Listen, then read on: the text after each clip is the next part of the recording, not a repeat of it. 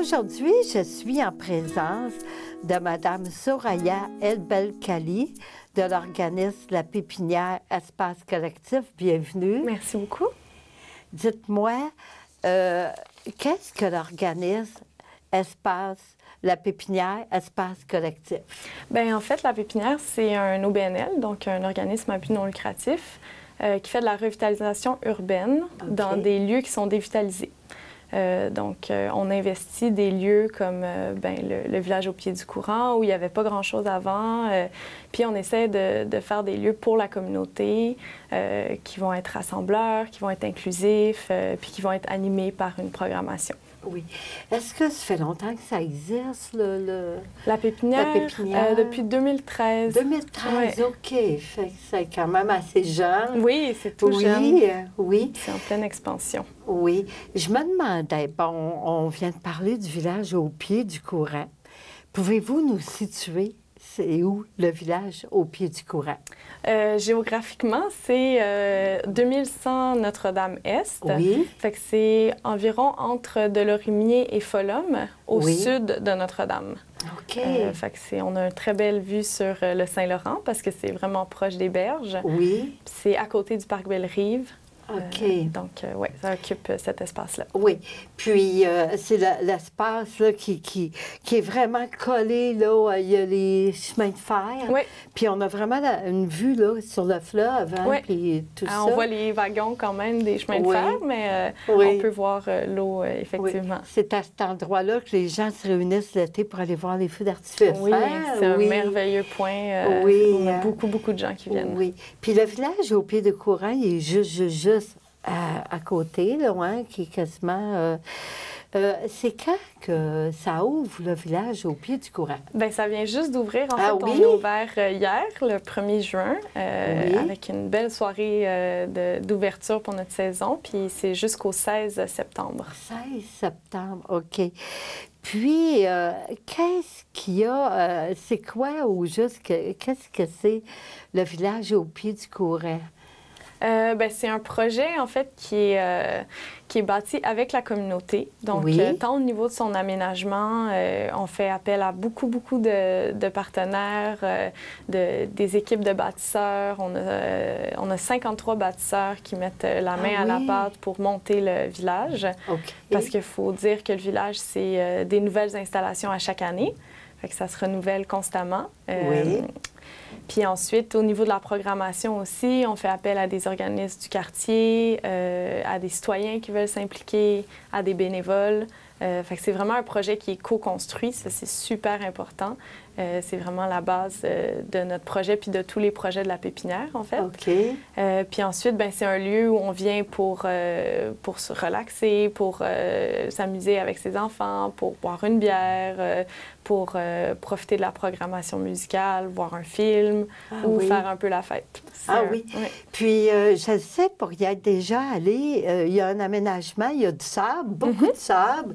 J'avais déjà vu des grosses chaises géantes, ça va être encore comme ça cette année? Oui, on a encore plus de chaises cette année. On a une trentaine de tables de pique-nique. L'année passée, on en avait juste 12-15. Oui. Il y a toujours des chaises, il y a des hamacs aussi. Il y a toutes sortes d'installations où on peut se reposer, s'asseoir, profiter de la belle vue avec le pied dans les sables. Oui. Les pieds dans les sables. Oui. Ouais. Est-ce que sur place, est-ce qu'il y a de la nourriture? Est-ce que oui? Oui, cette année, c'est une nouveauté. En fait, on a une cantine autogérée. Ah oui? Donc, avec des gens qui travaillent pour la pépinière puis qui nous ont monté un beau petit menu qui va être changeant. Donc, à chaque semaine environ, ça va être différent.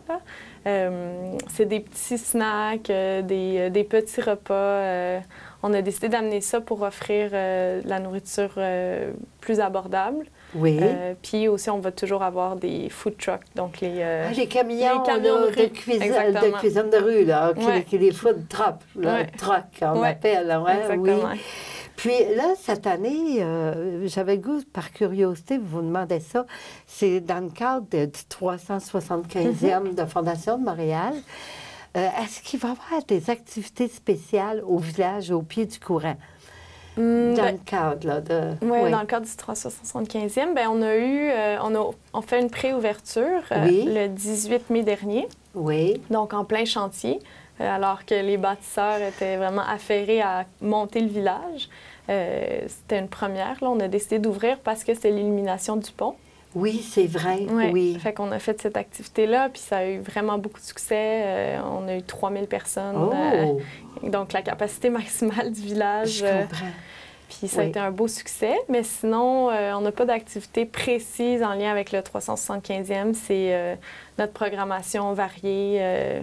Mais notre programmation met en valeur Montréal. Fait on peut dire que toutes les activités ont un lien. Oui, puis aussi, c'est de se réapproprier cet espace-là, parce que c'est sûr que la rue Notre-Dame, c'est difficile à traverser les rues, hein? Oui. Puis il faut justement, parce qu'on a ce bel espace-là, puis il faut l'occuper, hein, pour justement, pour que d'année en année, que les gens qui puissent y aller.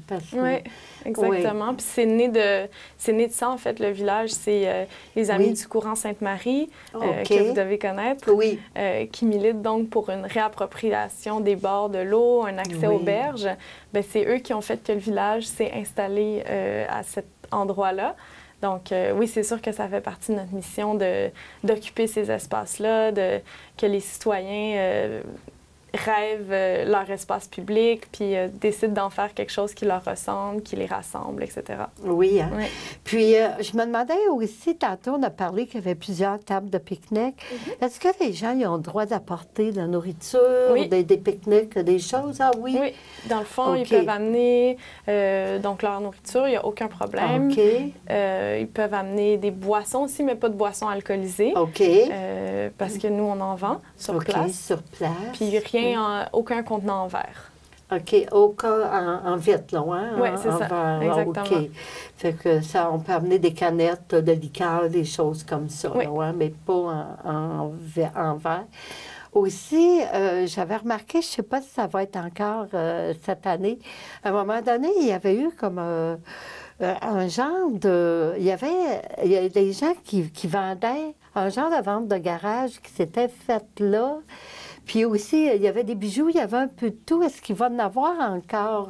Oui, il y a oui, il va y avoir un marché des artisans qui va avoir lieu en août. OK. Là, la date précise m'échappe. Je crois que c'est autour du 7 août, mais on a tous les détails sur notre page site, Facebook et notre site. Ça va être annoncé bientôt. Puis on a une vente de garage aussi. Ah oui, qui va être organisée. Fait que c'est toutes des activités qui sont plaisantes pour que les gens aillent.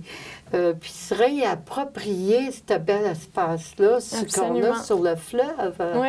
Au moins, on a un, comme on dit, parce que c'est le problème de la rue Notre-Dame. Le problème que les gens trouvent, c'est parce qu'on a de la misère à traverser la fameuse rue Notre-Dame, hein, à cause que beaucoup de trafic. Il faut courir quasiment pour réussir à traverser la rue. Mais j'imagine qu'avec le temps, d'après moi, plus ils vont voir que les gens occupent l'espace, bien, à un moment donné, probablement qu'ils vont rallonger le temps aux piétons pour traverser cette rue-là, là, qui est... Je l'espère. Je l'espère, moi aussi. Je me demandais, c'est quand les jours puis les heures d'ouverture? En fait, le village est ouvert du jeudi au dimanche. Le jeudi et le vendredi, on ouvre à 5 heures. Et le samedi-dimanche, on ouvre à 3 heures. Est-ce que vous pouvez nous donner des exemples de la programmation que vous allez avoir cet été? Oui. OK. Bien, la programmation est quand même assez variée de semaine en semaine. Donc, ça vaut la peine de regarder régulièrement sur notre site ou sur notre page Facebook. Mais on a quand même une espèce de canevas. Donc, le jeudi, c'est en mode 5 à 7. On a des ateliers, on a des petites conférences qui vont être données au village. Le vendredi, c'est une soirée électronique avec des DJ invités. Le samedi, on l'appelle le samedi tout garni. Fait que c'est un peu pour dire qu'il y en a pour tous les goûts. Oui. Il y a de la musique, des fois il va y avoir des activités pour enfants, parfois il va y avoir des soirées thématiques, par exemple Block Party ou une soirée Rio de Janeiro, donc qui met en vedette une ville ou des choses comme ça. Et le dimanche, c'est le dimanche, les doux dimanches qu'on appelle. Donc, plus une journée relax où il y a des activités pour enfants à chaque dimanche. Il y a des cours de yoga gratuits sur la plage. Puis, on finit la semaine avec une projection de films ou de documentaires. Quels sont les jours et les heures d'ouverture durant l'été du village au pied du courant? Bien, on ouvre du jeudi au dimanche. Donc, le jeudi et le vendredi, on ouvre à 5 h et le samedi, dimanche, on ouvre à 15 h. Oui, c'est bon à savoir. Puis ça va être affiché aussi, hein, sur oui, c'est ça. Toutes les page. Informations sont sur la page Facebook, oui. sur le site web du village. Oui, bien, je vous remercie beaucoup d'être venu à mon entrevue. Puis, je vous souhaite un très bel été. Merci à vous aussi. Ça fait plaisir. Le village au pied du courant est ouvert tout l'été, les jeudis et vendredis à partir de 17 h et les samedis et dimanches à partir de 15 h. Le village est situé au 2100 rue Notre-Dame-Est. Pour plus de renseignements, visitez le www.aupiedducourant.ca.